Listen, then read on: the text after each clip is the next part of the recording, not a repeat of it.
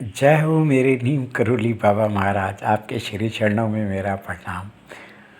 श्री माँ के चरणों में मेरा प्रणाम। आप सब लोगों को मेरा प्रणाम। बाबा जी की लीलाएं पढ़ते हैं, मैं आपको सुनाता हूँ। सब लोग बहुत अच्छी तरह सुन रहे हैं और मेरे को बड़ा अच्छा लग रहा है। तो चलिए, बाबा जी ना चेतावनी भी दे देते हैं।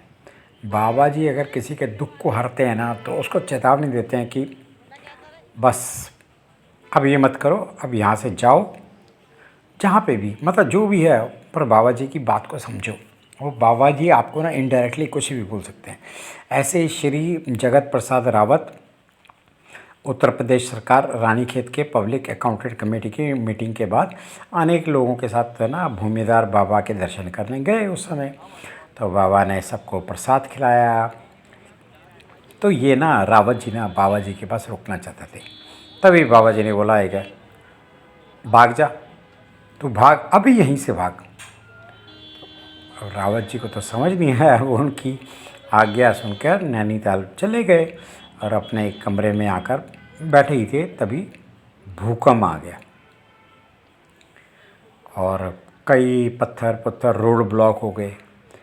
तब उन्होंने सोचा कि अगर बाबा जी की मैंने आज्ञा पालन में थोड़ा भी देर की होती तो पहाड़ी रास्ते में कोई भी दुर्घटना हो सकती थी।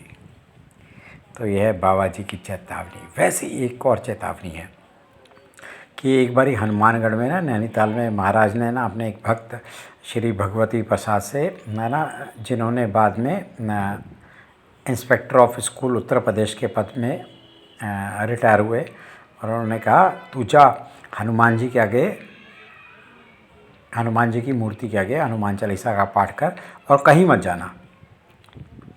तो उन्होंने बोला ठीक है, आज्ञा पालन कर लेता हूँ। तभी ना काशीपुर के ना राजा साहब की कार बाबा को लेने आई और वो उसमें बैठकर चले गए। अच्छा, बाबा जी के जाते ही जितने भी भक्त थे, अब होता है कि बाबा जी चले गए तो वो भी सब लोग अपने अपने घरों में जाने लगे। तो भगवती प्रसाद जी अकेले रह गए और उनको मन नहीं लगा वहाँ पे, वो भी मतलब बाकी लोगों के साथ चल गए। तो उन्होंने बाबा जी की आदेश का पालन करने की आवश्यकता नहीं समझी, मतलब टेकन फॉर ग्रांटेड ले लिया कि तभी। तो जैसे ही जा रहे थे तभी ना रास्ते में ना एक पत्थर पहाड़ का ऊपर से लुढ़कता आया, सीधा सड़क पे आ गिरा, और जिसमें सिर्फ और सिर्फ इनको चोट पहुंची, भगवती प्रसाद जी, और किसी को नहीं चोट पहुंची। और उनको फिर नैनीताल रैमसे हॉस्पिटल में भर्ती करना पड़ा। और उसके बाद उनको फिर आया कि बाबा जी ने कहा तो था मेरे को नहीं जाना। तो ये है बाबा जी का कमाल। बाबा जी आपकी विपत्ति को हर लेते हैं। ऐसे ही एक बार क्या हुआ, हाजी नामक एक मुसलमान सिपाही था जो कैंची आश्रम के ना प्रवेश द्वार पे पहरा किया करता था। तो जैसे कि वो हमेशा ड्यूटी पे आता था, तो ड्यूटी पे आने से पहले वो बाबा जी के दर्शन किया करता था।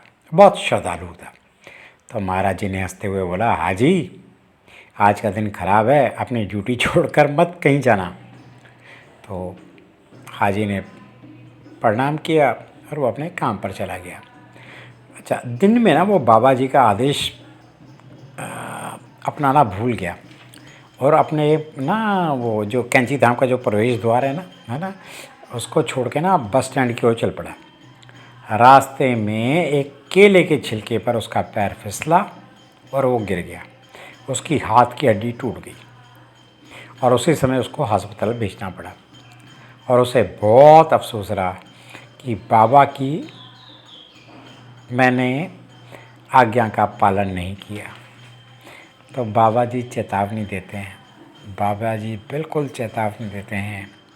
और इसी प्रकार क्या हुआ कि श्री गंगा प्रसाद शास्त्री ना बाबा के बड़े प्रिय भगत रहे।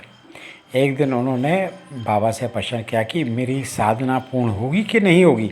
इस पर बाबा ने उत्तर दिया, पंडित तुम पर तो हनुमान जी की पूर्ण कृपा है और अब तुम विशेष साधना का मत करना, तकलीफ हो जाएगी। शास्त्री जी ने अनुमान लगाया कि बाबा मेरी ना बूढ़ी अवस्था, वृद्ध अवस्था को देखकर ना ऐसा कह रहे होंगे।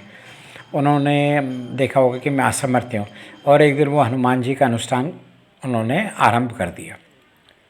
एक साधारण घुटना मतलब दुर्घटना में उस टाइम है ना, उन्होंने अपने ना कूल्हे की हड्डी तुड़वा ली, तुड़वा के हड्डी टूट गई और वो चलने फिरने में लाचार हो गए।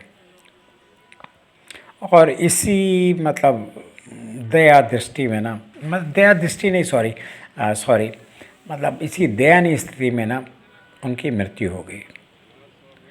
तो बाबा जी कहते हैं कि मैंने आपको सूचित तो किया था, अब आप मानते नहीं हैं तो मैं क्या करूं। तो बाबा जी बिल्कुल बिल्कुल बिल्कुल जो भी बोलते हैं, जो भी संदेश देते हैं, जो भी आदेश देते हैं, उनका पालन कीजिए। बाबा जी की आप पे बहुत कृपा होगी। जय हो मेरे नीम करोली बाबा महाराज। आपके श्री चरणों में मेरा प्रणाम, श्री माँ के चरणों में मेरा प्रणाम, आप सबको मेरा प्रणाम।